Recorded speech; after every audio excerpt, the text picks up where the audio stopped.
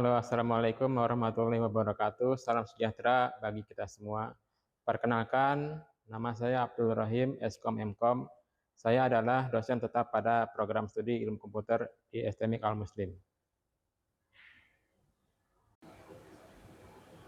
Pada kesempatan kali ini, sebagai bagian dari unjuk kerja Tridharma Perguruan Tinggi untuk sertifikasi dosen pada bidang pengajaran, saya akan memaparkan mengenai rencana pembelajaran salah satu mata kuliah yang saya ampu, yaitu komputer grafik dengan kode mata kuliah IF 1202 dengan bobot 2 SKS yang diselenggarakan pada semester 2 atau semester genap.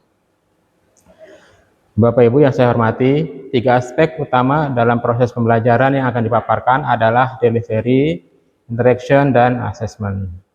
Aspek pertama yang akan saya paparkan adalah delivery, yaitu bagaimana materi mata kuliah ini dirancang dan disampaikan kepada mahasiswa. Mata kuliah komputer grafik ini memberikan pemahaman dasar praktis mengenai bagaimana suatu data bisa diproyeksikan ke dalam suatu komputer. Berdasarkan RPS yang dijelaskan kepada mahasiswa, terdapat 5 poin dari CPMK yang menjadi poin pembelajaran, yaitu yang pertama, mampu menunjukkan sikap bertanggung jawab dan etis dalam merancang karya atau aplikasi komputer grafik yang berdampak positif bagi masyarakat.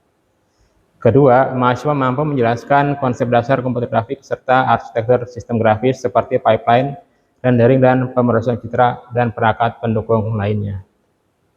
Ketiga, mahasiswa mampu menerapkan logika dan teknik pemrograman grafis untuk membangun objek 2 dimensi dan 3 dimensi seperti transformasi, pencahayaan, tekstur, dan efek visual.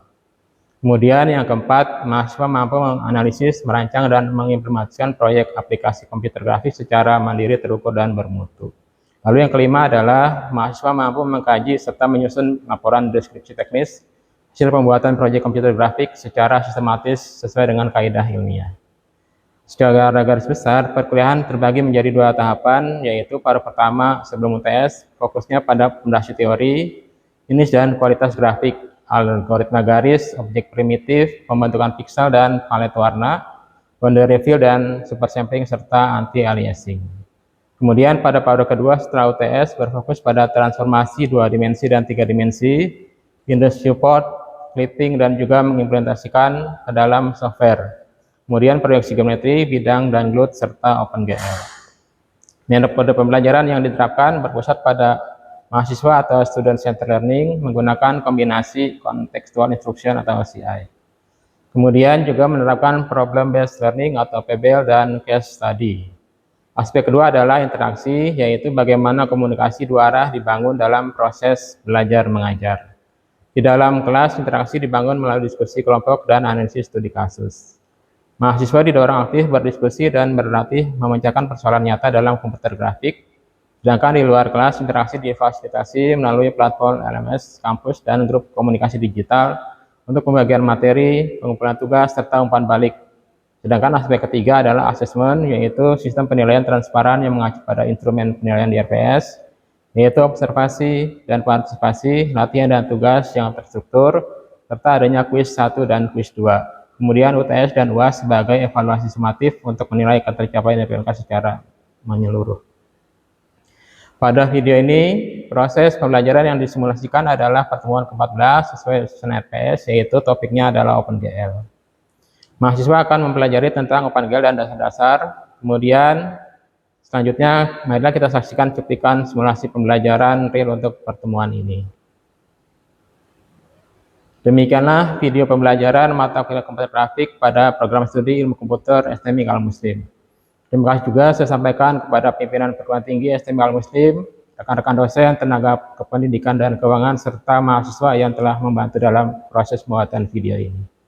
Semoga menjadi penilaian positif dalam sertifikasi dosen gelombang 1 tahun 2026. Akhir kata, terima kasih dan mohon maaf. Wassalamualaikum warahmatullahi wabarakatuh.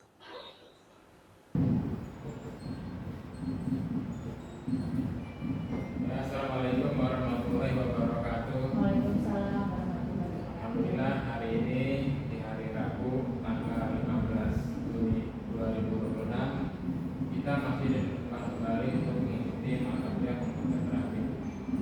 Nah, di pertemuan yang lalu kita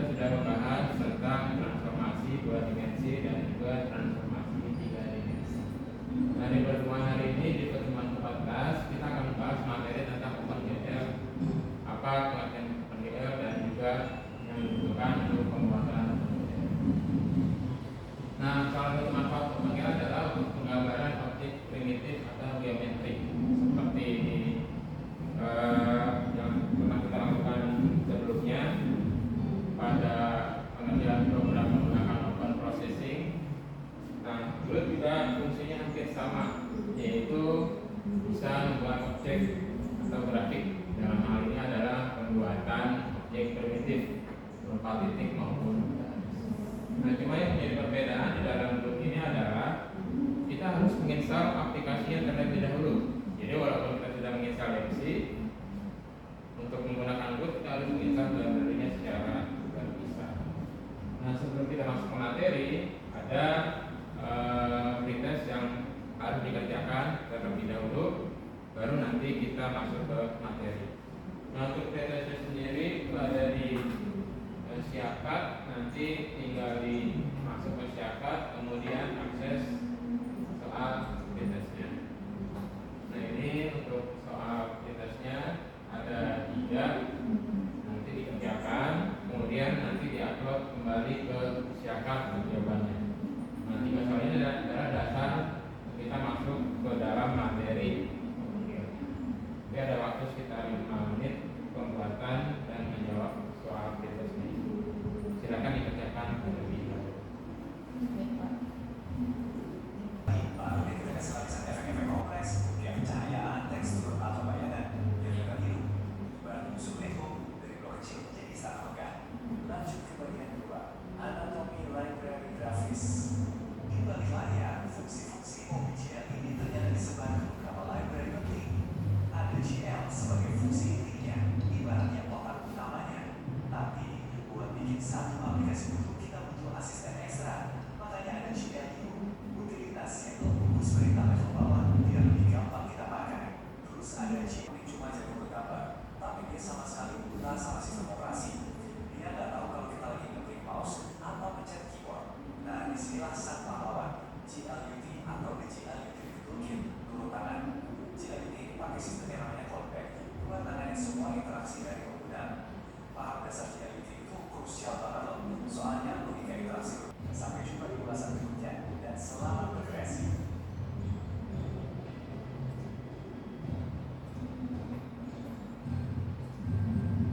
Oke, jadi kita sudah melanjutkan video pembelajaran tentang Glut.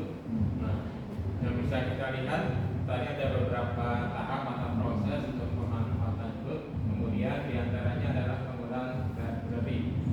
Ada beberapa library yang perlu kita tambahkan ke dalam komputer kita. Dimana kalau kita install secara normal, DMC misalnya, dia belum ada Glutnya, makanya kita perlu menambahkan library tersebut.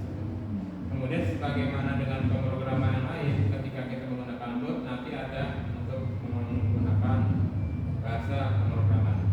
Nah, di dalam Glut ini atau DMC kita menggunakan bahasanya adalah pemanfaatan dari bahasa C++. Nah, sekarang mungkin saya bisa bertanya, kira-kira kesimpulannya apa setelah menonton video tadi? Silakan Ibu. Ya, tadi kan ada beberapa tahap ya, dari mulai bukan dari Gipsy dulu, habis itu kita install Glut OpenGL ya, kemudian di dalam situ ada Glutnya itu ada Glut K, Glut yang 32 lib, terus enggak, ya 3 lib sama yang lib itu juga ya, dari itu. Terus kemarin kita coba bisa, nggak tahu ini apa ada masalah di pas install itu kali ya, mungkin harus install lagi, terus install lagi ya. Ini juga nggak bisa, jadi biasanya kan kalau misalnya udah berhasil kan langsung tampilannya langsung kelihatan ya, tinggal kita memanipulasi itu aja kan, bentuknya atau warnanya dari OpenGL yang waktu pas kita latihan awal itu kan dari situ aja. Cuman karena ini kan kita ngulang lagi karena udah kebiasaan pakai open processing jadi kita kayak ngulang pelajaran dulu pas OpenGL lagi, langkah-langkahnya kayak gitu. Tapi kan semua udah ada semuanya, tinggal kita manipulasi tengahnya aja, isinya di intinya aja kan. Iya, kita programnya tinggal codingnya kita sesuaikan. Iya, tinggal masuk-masukin dan juga perlu kita mulai dari awal gitu kan, sudah ada semua. Cuman ini yang di sini bermasalah, kayaknya masih harus bisa ulang lagi. Dan satu lagi.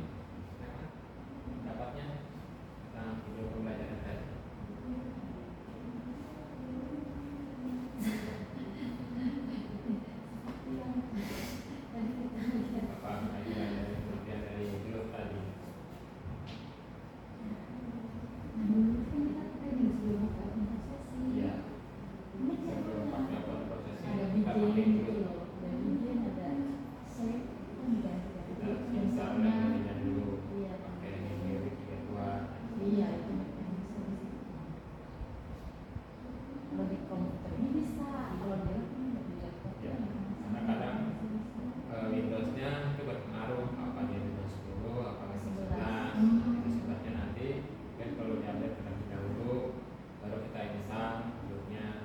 Kemudian dari folder Windowsnya yang di program file itu kita perlu tambahkan, ada kita copy ke dalam folder atau foldernya, lalu kita setup sedemikian rupa sehingga nanti bootnya itu bisa berjalan. Nah, contohnya yang dulu ini seperti yang pernah kita coba terlebih dahulu dari programnya. Udah sampai OpenGL itu kan dibukanya kayak begini Pak, warnanya biru. Nah, kita dulu pernah mencoba Depsi kalau tidak salah. Iya, dari Dipsy. Ini dari Dipsy, bukan ya? Kita dulu pernah coba yang Depsi ini. Ya, yang dibuka di project. Oh, itu kan ada yang bermasalah Iya, di tampilannya masalah. jadi nggak jalan karena ada yang nggak muncul di Depsinya. Terus kalian Jadi kita file, kita coba dulu untuk simulasi. ya project, Kemudian project. terus Nah, kemudian kita multimedia. pilih nih.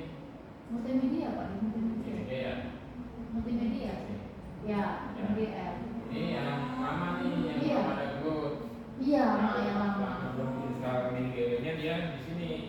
Tapi Nah, nanti ini dia ada dulunya pada saya. betul ada Grootnya. Nah, Cuma maksudnya- dia nggak bisa menjalankan Iya, OpenGL-nya. benar, nggak bisa. Karena Grootnya dia belum muncul. Bedanya kalau yang sudah muncul, dia nanti di sini ada nih. Apa tulisannya? Apa yang di sini nih? Nah, Groot sendiri. Groot Oh. sendiri.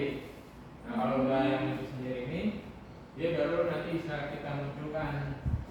Kalau kita tadi pilih yang Groot biasa, namanya nanti beda. Oh. Jadi misalnya kita pilih yang ini, kita open. Nah, secara default dia nanti akan minta disimpan. Kita simpan aja, misalnya di sisi. Kemudian kita taruh ide misalnya kasih folder open.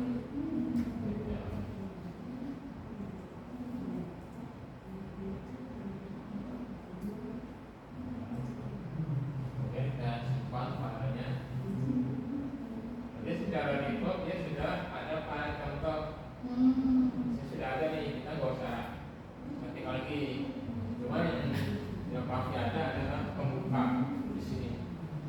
Groot config enter, berarti dia sudah terinstall. Kemudian nanti ada starting point sama seperti di pembukaan, ada buat pembukanya. Nah, kemudian di sini nanti ada GR untuk mengganti misalnya warna dan lain-lain, mengganti ukuran dari jendela proyeknya dan sebagainya. Kemudian nanti kita masuk ke bagian codingnya, menjelaskan tentang objek-objeknya. Nah, di sini ada, misalnya di sini contohnya ada GL matrix, translate, kemudian rotate. Nah, kalau yang translate nanti dia akan berpindah dari objek asal ke objek tujuan. Nah, kalau yang GL rotate, jadi objeknya nanti bisa berputar atau bisa berotasi. Nah, kemudian untuk yang warna, karena dia di sini menggunakan sistem kode tidak seperti yang RGB, maka nanti akan dibuat menjadi terpisah. Jadi misalnya kodenya ada yang 0F, kemudian 01 dan sebagainya. Cuma yang jelas yang pasti ada ketika kita membuat program adalah dia akan membuatkan jendela tempat di mana objeknya ini nanti akan berjalan. Sekarang coba kita compile, artinya sih tidak ada masalah. Kita compile untuk programnya, simpan, saya simpan. Nah, kalau yang berikutnya sudah jadi, dia akan muncul seperti ini gambarnya. Jadi yang atas yang sudah jadi, yang bawah itu yang masih berbentuk wireframe. Nah, kenapa dia bisa berputar tadi? Karena sudah ada fungsi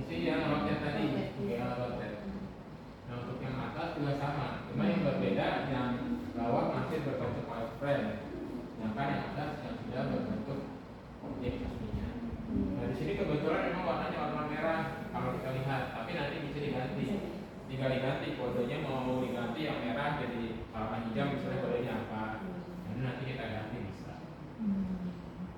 Nah, pemanfaatan ini dalam Groot dia bisa untuk pemanfaatan membuat game. Game sederhana bisa memanfaatkan Groot ini.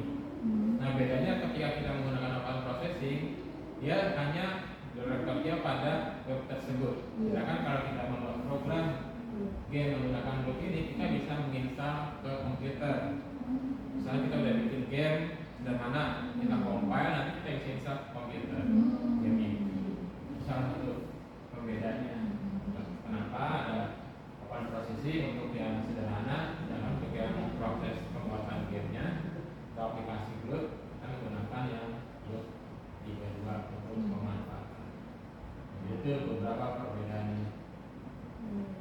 Nah, di sini masih ada beberapa materi. Nanti bisa dilihat di Siakap juga sudah saya upload. Cuma yang perlu saya jelaskan bahwa pemanfaatan Groot ini berkembang dari era klasik, kemudian ada era modern dan fondasinya. Nah, pada era klasik itu masih bersifat menggunakan CPU, jadi bergantung kepada CPU. Misalnya kalau kita punya komputer, GPU-nya berapa? Gitu. Kalau GPU-nya nggak kuat, maka dia tidak bisa berjalan. Nah, kemudian pada era modern dia tidak bergantung lagi pada CPU atau GPU. Kenapa? Karena dia bisa menggunakan framework yang berbasis web yang kita gunakan seperti open processing. Kita memanfaatkan framework yang berbasis web. Dia tidak harus berpengaruh dengan CPU atau GPU dari komputer yang kita punya. Nah, kemudian mau dia era klasik atau dia era modern, ada fondasinya, yaitu menggunakan operasi matematika. Ada Cartesius, kemudian nanti ada aljabar, linear, logika, dan lain-lain. Kenapa itu diperlukan? Karena untuk proses splitting. Nah, di materi sebelumnya kan sudah ada cara splitting, bagaimana garis bisa kelihatan di layar, yang tidak kelihatan itu diapakan. Itu menggunakan logika. Kita kemarin sudah jelas belajar tentang matriksnya. Nah, kemudian kenapa ada Groot? Karena dia menyembunyikan proses di belakang layar. Kita tidak perlu menghitung manual menggunakan matriks A, B, dan C.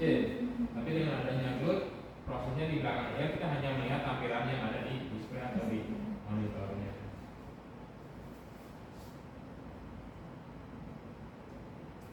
Kemudian juga ini perbandingan algoritma. Kemarin yang sudah kita pelajari Cohen Sutherland, bagaimana dia berbasis region.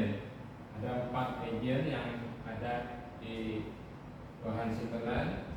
Nah, keunggulannya dia cepat untuk eliminasi luas layar atau trivial object. Tapi kelemahannya ada, dia boros komputasi atau pembagian division. Jadi kalau secara komputasi di komputer dia lebih berat, walaupun hanya untuk mekanika. Nah, kemudian yang lain yang Kaspersky. Nah, kalau yang ini dia berbasis kesamaan parametrik, misalnya x sama dengan x 1 ditambah dikali delta x. Nah, keunggulannya secara pemanfaatan variabel, dia memiliki keunggulan mengurangi proses pembagian berat dengan perbandingan kondisi linear. Kemudian ada evaluasi batas luar dan batas dalam. Jadi garis yang ada di dalam akan ditampilkan, itu yang akan diproses. Sedangkan yang tidak kita lihat atau tidak bisa kita layar, dia tidak akan diproses atau di.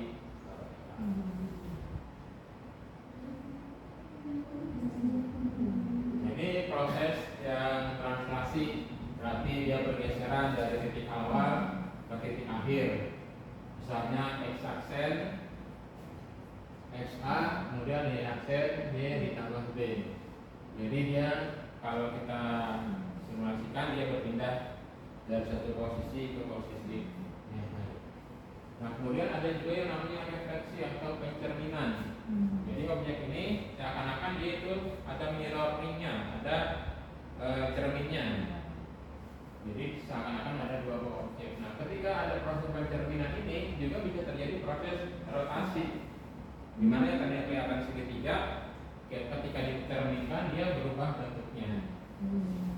Tapi pada dasarnya indeterminan ini sesuai dengan objek asli. Nah, kemudian yang berikutnya rotasi. Nah, di sini rotasi karena dia rotasi pasti berhubungan dengan salah satu fungsi trigonometri. Ada cos, sin dan sebagainya. Karena namanya trigonometri kan dia lingkaran dibagi, dia akan berada di posisi mana dari sudut atau derajat. Maka karena kita tidak terlalu memperdalam masalah fungsi cos dan sinusnya ini, kita implementasikan ke dalam rumus dan program. Cuma basicnya memang dari trigonometri. Nah, kemudian ada juga skala. Nah, skala ini bagaimana suatu objek bisa diperkecil atau diperbesar dari ukuran aslinya. Ada yang diperbesar searah, diperkecil searah, atau ukurannya tetap tetapi berlawanan arah. Nah, kemarin di open processing yang latihan terakhir kita sudah coba itu, ada kotak warna biru sama warna merah, kemudian ada bola. Nah, bolanya itu berpindah dari kotak biru ke kotak merah. Kemudian yang kotak merah tetap, sedangkan yang biru atau hijau dia bisa diperbesar atau diperkecil. Ini contoh penggunaan matrixnya, translasi, reversi, rotasi, dan dilatasi. Nah, ini maksudnya dari teori ke kode. Nah, kita sudah mempelajari kode di sini dalam pembuatan program. Seperti ini, level 1, level 2. Nah, ini kita implementasikan dari bahasa pemrograman, bisa menghasilkan gambar atau objek seperti ini. Nah, contohnya di open processing yang kemarin kita menulis kode banyak. Ketika di run akan ada objek, entah nanti dia garis, dia lingkaran, dia segitiga, atau yang lain. Jadi dengan memanfaatkan program kita bisa menciptakan atau membuat suatu objek atau gambar. Jadi berbeda dengan pemanfaatan seperti Photoshop atau Corel. Kalau Corel mungkin udah ada mau bikin garis seperti apa, terusnya. Tapi kalau itu udah grafik, bagaimana kita membuat garis menggunakan program.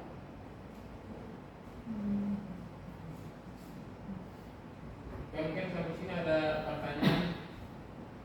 Nah, kalau misalnya ada kasus nih, kita mau bikin suatu objek menggunakan open processing, diminta oleh mungkin perusahaan coba buatkan gambar agar gambarnya ini bisa terlihat di tempat yang berbeda atau di kuadran yang berbeda.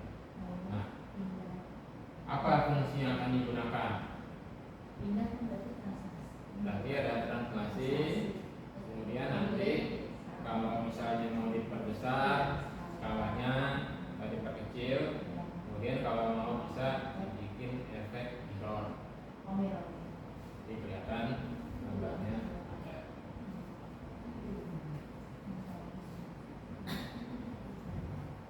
Oke, tadi file prototype sudah ada, sudah jadi. Jadi karena mungkin waktunya terbatas, silakan nanti dikumpulkan file presentasinya. Kita untuk presentasinya kita laksanakan di pertemuan ini.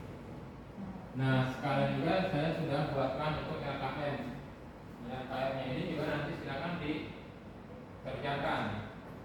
Jadi LKM-nya sudah saya upload ke Siakat. Di sini ada beberapa kode program nanti. Di sini, nah ini ada kode-kode program yang nanti bisa diuji dengan menggunakan Delphi dan OpenGL. Menggunakan vertex seperti biasa, kemudian nanti dijawab pertanyaannya apa fungsi dari kita clear. Kemudian kalian lapor apa yang terjadi jika garis ini dihapus.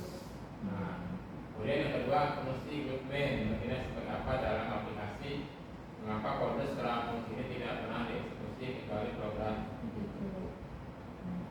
Nanti dikerjakan, dokumennya sudah ada, tinggal dicoba. Kemudian lembar pengamatannya nanti diisi sesuai dengan berita. Boleh dimodifikasi pada proses. Kemudian juga untuk yang OpenGL, kalau misalnya nanti yang masih ada kesulitan, Ini saya berapa tempat dulu? Kok bisa ada di reinstall dan kita install lagi. Oh.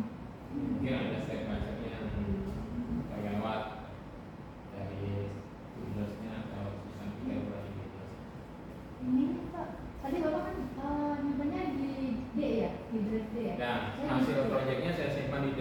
Ini saya nanti di D nomor 5, saya pindah ke C. Udah bisa, cuma ini ya, bukan warning sih, bukan warna merah, tapi kan apa ini ya? Bisa. Oh, ya. Nah, udah saya pindahin ke C, terus bisa kebaca. Udah kan nih, udah semua. Cuman ini bukan message kayak message-nya aja, apa ini ya? Yaitu input plus A. Jadi kalau menurut dia itu dia belum terdaftar dari dua titik Oh, yang A-nya. masih ke H-nya. Ya, dia masih nyari-nyari nih. Oh. Dua titik A-nya ada di folder mana? Harusnya kan dua titik Masih A-nya ada di folder yang sama. Iya, di C juga. Nanti Tapi kita akan manual. Iya, Kita betul copy ya. dari input A-nya ke folder project-nya. Jadi nanti dia akan ke folder itu. Sebenarnya udah itu ya, udah tampil ya buat Nanti cuma kita mau di H-nya. monitor dia nggak ketemu. Dan dari dua titik A-nya. Dari satu kali. Bukan Oke. di folder. Karena waktunya sudah cukup, sudah mau habis, kita cukupkan pertemuan kita pada hari ini. Terima kasih, selamat siang. Wassalamualaikum warahmatullahi wabarakatuh.